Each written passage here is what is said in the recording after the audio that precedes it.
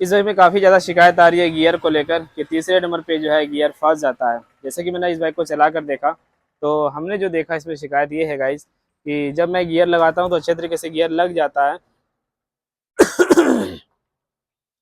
लेकिन जब मैं गियर को तोड़ना चाहूँ तो उस समय फ्री महसूस होता है।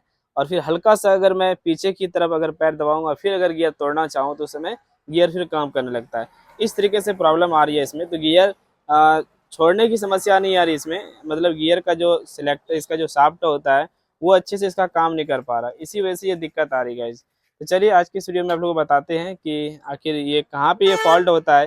क्या इसके लिए हमें फुल इंजन खोलना पड़ेगा या फिर कुछ और करना पड़ेगा, या गियर का जो शाफ्ट है वो हमें बदलना पड़ेगा। तो गियर का जो प्रॉब्लम है कैसे इसका सॉल्व करेंगे। कई मैकेनिक ने जो इसके ऊपर वीडियो बनाया जो कि वो सक्सेस नहीं हुआ।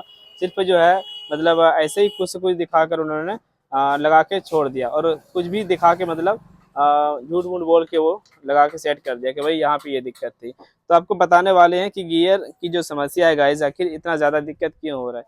ये देखिए हमारे पास ये गियर का शाफ्ट है, और जितना भी दिक्कत है गाइज इसी में है, इसी गियर के शाफ्ट में ही दिक्कत है। आपको बता दे रहे हैं ये क्यों आखिर ऐसा हो रहा है। और 125 सीसी में सिर्फ इसी बाइक में नहीं, हीरो की ग्लैमर में ही नहीं, ये होंडा की शाइन में भी ये दिक्कत आ रही है। होंडा शाइन हो गया, ग्लैमर हो गया, दोनों में प्रॉब्लम है गियर को लेकर। गियर जो है जल्दी से मतलब जैसे तोड़ना चाहे टूट गया, बीच में फ्री हो गया, ऐसे मतलब समस्या आती है। तो ये सारा खेल गाइज ये इसका गियर के शाफ्ट का ही होता है। आपको बता दें कि यहाँ पे जो स्प्रिंग का इस्तेमाल किया गया है कुछ इस तरीके से है, ये देख सकते हैं। ये स्प्रिंग जो है गाइस यहाँ पे मोटा वाला ऐसा दिया गया है, लेकिन यहाँ पे जो ये और एक स्प्रिंग देख रहे हैं ये यहाँ पर ये ज़्यादा कुछ इसमें हार्ड नहीं, ये हार्ड वर्क काम नहीं करता, मतलब ये जो स्प्रिंग है पतला रहता है। तो यहीं पे ज़्यादातर परेशानी आ रही है, दिक्कत जो आ रही है गाइस गियर तोड़ने में या फिर लगाने में, ये इसी की वजह से। तो आप इसकी बीमारी को दूर नहीं कर पाएंगे। ठीक है, अगर ऐसा दिक्कत आ रहा है गियर छोड़ने में दिक्कत हो रहा है, तो फिर आप जो भी दिक्कत आ रही है जिसकी वजह से दिक्कत आ रही है, और इसमें कोई दिक्कत ही नहीं हुआ है, कहना मतलब स्प्रिंग टूट जाए या फिर कुछ हो जाए तभी तो हम इसको चेंज करेंगे ना, सारा चीज़ ठीक है फिर भी ये दिक्कत कर रहा है। तो बस दिक्कत गाइज इसी में है। और अगर आपका अगर गियर के स्प्रिंग गियर शाफ्ट का स्प्रिंग टूट जाता है तो फिर इससे जो है गियर लगेगा ही नहीं, दोनों तरफ फ्री हो जाएगा। तो स्प्रिंग अगर टूट गया तो आप उसको रिप्लेस कर सकते हैं। और ये जो स्प्रिंग देख रहे हैं ये जैसे कि होंडा का से शाइन हो गया, CD 110 हो गया, एक्सप्रो हो गया, उसका स्प्रिंग इसमें लग जाएगा। और बाकी ये वाला स्प्रिंग अगर टूटता है तो ये स्प्रिंग भी आपको मार्केट में हो सकता है मिल जाए, लेकिन मैंने ऑर्डर किया नहीं मिला। मैंने सोचा कि इस स्प्रिंग को बदल दें तो ये सॉल्व हो जाएगी, लेकिन ये स्प्रिंग नहीं मिल रहा है। ये काफ़ी थोड़ा हल्का होता है, जो कि ये बीच बीच में जो है क्या होता है कि अटक जाता है यहाँ पे, ये जो देख रहे हैं। तो इसको मैं लगा देता हूँ, ये प्रॉब्लम इसमें रह जाएगा। लेकिन इसके बाद और भी चीज़ बताना चाहूँगा, अगर बाइक का क्लच प्लेट शॉर्ट कर जाता है, क्लच प्लेट सीज हो जाता है, तो इससे भी गियर लगाने में छोड़ने में दिक्कत करेगी। तो दोस्तों जैसा कि आप देख पा रहे हैं हमारे हाथ में ये पुराना क्लच प्लेट है जो FCI ब्रांड का होता है, और ये ओरिजिनल है, कंपनी का लगा हुआ है। अभी तक एक भी बार इसका जो क्लच प्लेट है चेंज नहीं हुआ है, और हम इसका क्लच प्लेट को चेंज कर रहे हैं। ये देखिए इसका ये क्लच प्लेट है, और ये प्रेशर प्लेट है। क्लच प्लेट, प्रेशर प्लेट और सेंटर हब सभी को हम रिप्लेस करेंगे। तो आपको दिखाने जा रहे हैं कि इसका जो पार्ट्स है कैसा है, किस कंडीशन में है। तो ये जो पांचों प्लेट है गाइस, इसका जो लेदर है ये क्या होता है कि थोड़ा टाइट हो जाता है, हार्ड हो जाता है। और ये हार्ड होने की वजह से इसका जो सेंटर हब है वो घिस जाता है पूरी तरीके से। और मैं देख पा रहा हूँ कि इसका जो सेंटर हब है ये बहुत ज़्यादा घिस गया है, कट गया है, और इन्हीं की वजह से क्लच प्लेट जो है काम नहीं कर पा रहा। तो हमें क्या करना है, इसका क्लच का जो हब है वो हमें बदलना है, और ये क्लच सेंटर बदलना है, दोनों बदलेंगे। और इसके साथ ही इसका क्लच प्लेट भी बदलेंगे, और फिर हमें इसका प्रेशर प्लेट बदलना है। ये देखिए प्रेशर प्लेट की भी हालत ख़राब है, इसे भी हमें बदलना है।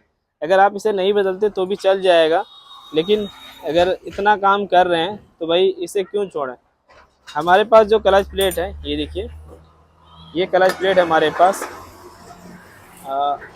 सुपर स्प्लेंडर BS6 मॉडल का ये क्लच प्लेट है। सुपर स्प्लेंडर BS4 मॉडल का क्लच प्लेट है, जिसमें कि क्लच प्लेट और प्रेशर प्लेट सभी आया साथ में, और 935 रुपये MRP का है। ये साथ में ही आया है। ये दोनों हम कंप्लीट लगाएंगे,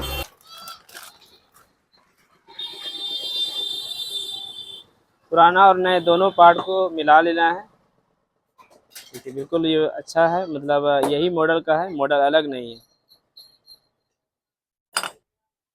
तो यहाँ पे देखिए गाइस, इसका जो सेंटर है ये अलग हो गया, इसका खुट्टी बड़ा है, इसका खुट्टी छोटा है। क्लच सेंटर दूसरा लाके फाइनली मैंने लगा दिया है, और अब इसको फिटिंग करते हैं किक शाफ्ट लगा के। किक शाफ्ट कैसे लगाना है इसके ऊपर वीडियो मैंने पहले ही डाल दिया है, उस वीडियो को भी देख सकते हैं।